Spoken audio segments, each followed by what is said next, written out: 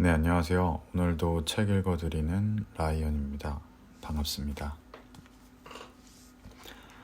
오늘 제가 준비한 책은 우리 이제 낭만을 이야기합시다입니다. 김도훈 작가님의 책이고요. 그럼 첫 장부터 읽어볼게요. 오늘 처음입니다. 네. 1부 괜찮음과 안 괜찮음 사이에서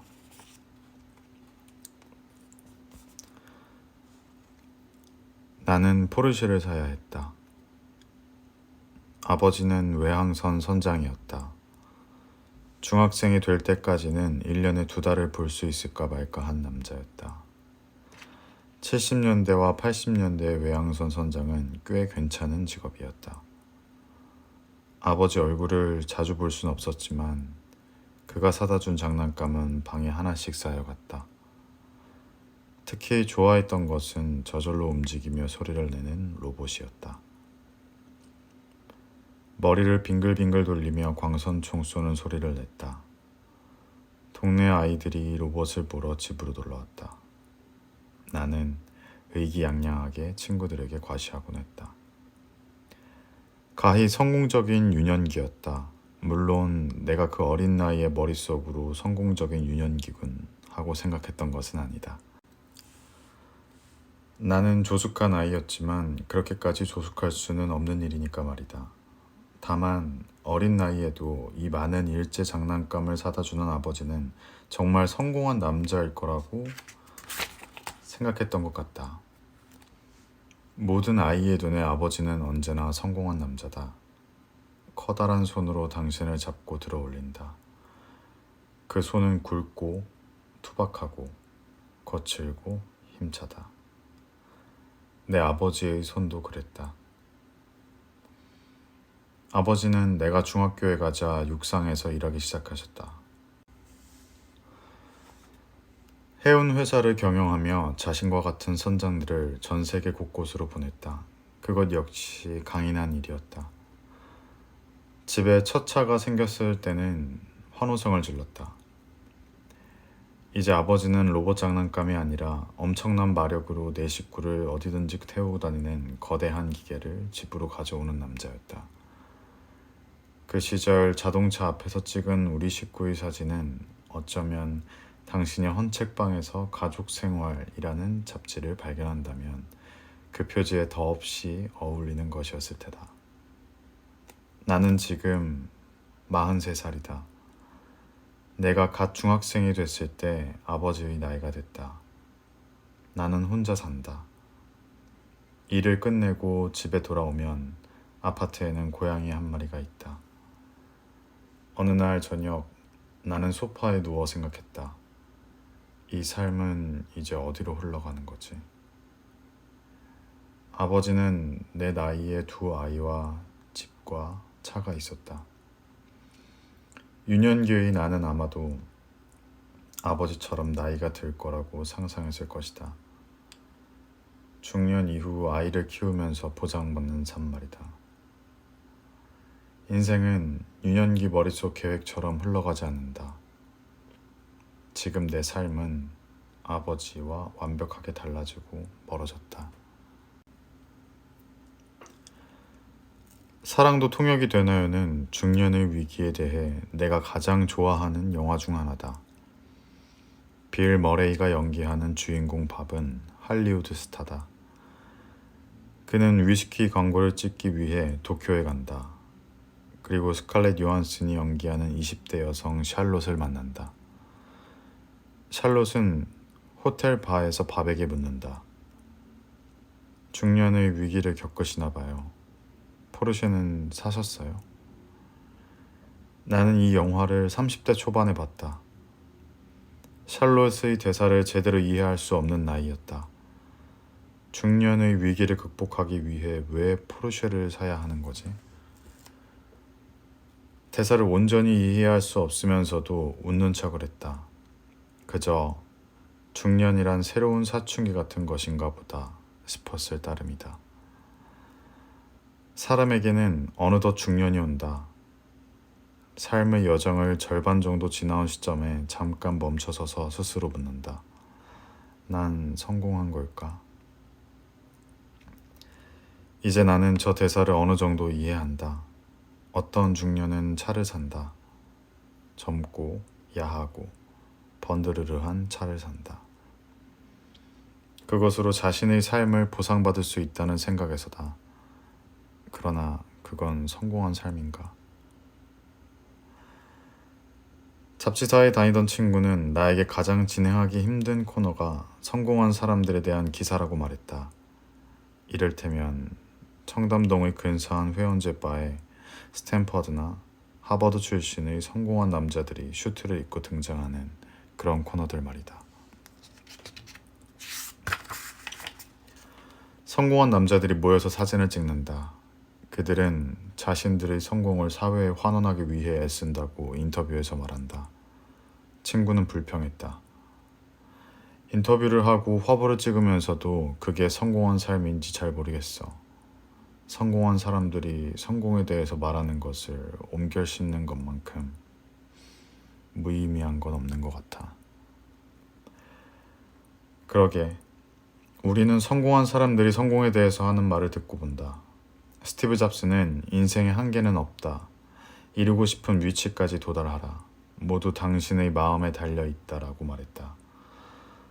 사람들은 이 말을 소셜미디어에 싣고 나른다. 그러나 우리는 스티브 잡스가 아니다. 당신이 스티브 잡스가 되는 날도 거의 찾아오지 않을 것이다. 잡스는 잡스이기 때문에 그런 말을 할 수 있었다. 페이스북에 이 나이가 되어도 성공의 의미가 무엇인지 잘 모르겠다 라고 썼더니 많은 댓글이 달렸다. 스스로 성공했다고 생각하면 성공한 것이라는 답변이 있었다. 빚 갚는 것이라는 댓글도 있었다.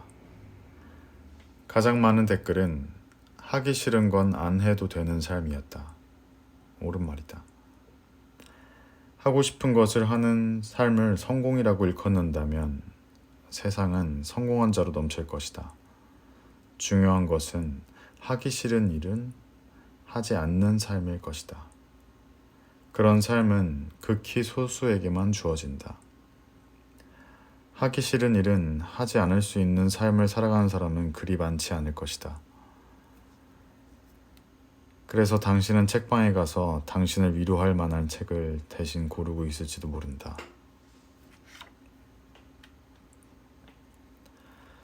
대형 서점 가판대에는 위로의 에세이집이 넘친다. 빠르게 살지 말고 천천히 살라고 한다. 남이 아니라 자신에게 성공의 의미를 부여하라고 말한다.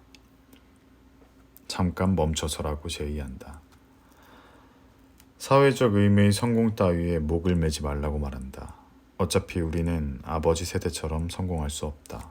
수명은 길어졌다. 아파트 가격은 올랐다. 아이를 키우는 비용은 더 올랐다.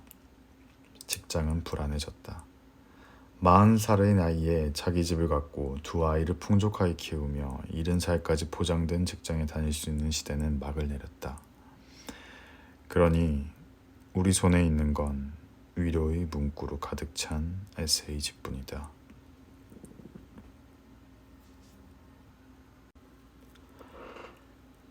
다행히도 나는 집을 샀다. 마포에 있는 트리플 역세권 아파트다. 분양을 받는데 성공하는 순간 환호를 질렀다. 나는 40이 되자 서울에 부동산을 갖춘 직장인이 됐다. 모두가 말했다. 바로 그게 성공이라고. 나는 곧 수많은 가구로 아파트를 채우기 시작했다. 성공한 사람이 되려면 가구도 남달라야 했으니 이름이 꽤 있는 북유럽, 일본 가구들을 하나씩 들이기 시작했다. 그리고 집을 완성했다. 하지만 아무리 채워도 채워지지 않았다. 어느 날 나는 바람이 솔솔 들어오는 아파트에 누웠다. 아, 이게 바로 중년의 위기라는 건가? 포르쉐를 사야 하나? 나는 누군가의 조언을 듣고 병원을 찾아갔다. 한 번도 가보지 못한 장소에 가보고 싶은 글쟁이의 어떤 직업정신 때문이기도 했다. 나는 병원에 모인 사람들의 얼굴을 몰래 훔쳐봤다. 외로움이 덕지덕지 묻어있는 얼굴들을 해석해보려 했었다. 상담실에 들어가서 그냥 의례적인 말을 했다. 인생의 의미를 모르겠습니다. 정말로 이런 말을 했다는 게 믿기지 않겠지만 나는 정말로 저 질문을 던졌다. 의사라면 대답해 줄 수 있을 것 같았다. 의사가 말했다. 너무 잘하려고 애쓰시는 게 문제가 아닐까요? 나는 거기에 아무런 답도 할 수 없었다. 지금까지 나는 너무 잘하려고 애쓰는 삶이 곧 성공한 삶이라고 믿었다. 주변을 둘러보면 모두 그런 사람들 뿐이었다. 발버둥을 치지 않는 사람이 성공한 경우는 거의 본 적이 없었다. 나는 의사에게 말했다. 다들 잘하려고 애쓰지 않나요? 의사는 말했다. 그렇죠. 하지만 그게 지나치면 독이 되죠. 뻔한 말이었다. 일리가 없는 건 아니었다. 그건 이상하게 위로가 됐다. 20대 시절 나에게 바이블 같은 영화는 트레인스포팅이었다. 여전히 젊은 모습 그대로의 이완 맥그리거는 이렇게 외친다. 인생을 선택해, 직업을 선택해, 가족을 선택해, 엄청 큰 TV를 선택해, 세탁기, 자동차, 컴퓨터를 선택해, 건강하게 살고 낮은 콜레스테롤에 치과 진료도 잘 받는 삶을 선택해, 고정금리 모기지를 선택해, 가정을 꾸밀 것을 선택해, 친구들을 선택하고 어떤 레저웨어를 입을지 선택하고 수많은 재질 중 뭐로 양복을 맞출지도 선택해. 나는 인생을 선택했다. 직업을 선택했다. 반려동물과의 삶을 선택했다. 70인치 TV를 선택했다. 삼성 세탁기와 애플 컴퓨터를 선택했다. 건강을 염려하고 치과 치료도 정기적으로 받는 삶을 선택했다. 주택청약저축으로 분양받은 아파트에 사는 삶을 선택했다. 그건 정말 성공한 삶인가? 나는 이 질문을 나에게 던지는 대신 타인에게 던지는 일이 잦아졌다. 직원을 채용해야 하는 면접 자리에서도 마치 인류학자가 된 기분으로 이런 질문을 던졌다. 10년 뒤의 당신은 뭘 하고 있을 것 같아요? 여기에 대한 최고의 답은 여전히 여기서 열정적으로 일하고 있을 것 같습니다. 는 아니다. 함께 성장할 수 있는 사람을 뽑는 것이 면접의 목적이지만 나는 그보다는 좀 더 솔직한 말을 듣고 싶었다. 예전에 다니던 직장의 선배는 같은 질문을 던진 뒤 거창한 답변을 내놓는 사람보다는 어디서 토스트집 하고 있을 것 같아요. 라고 대답한 사람을 뽑는다고 했다. 20대에서 30대 시절엔 그게 무슨 의미인지 몰랐다. 이제는 알 것도 같다. 하지만 토스트집은 넘친다. 치킨집도 넘친다. 뉴스는 이제 100세 시대를 준비하라고 다그친다. 나는 어느 토요일 아침에 일어나자마자 프렌치 토스트를 구웠다. 노릇노릇하게 빵을 구워 달걀물을 묻히고 설탕을 발랐다. 입에 넣자마자 토스트는 흐물흐물하게 무너졌다.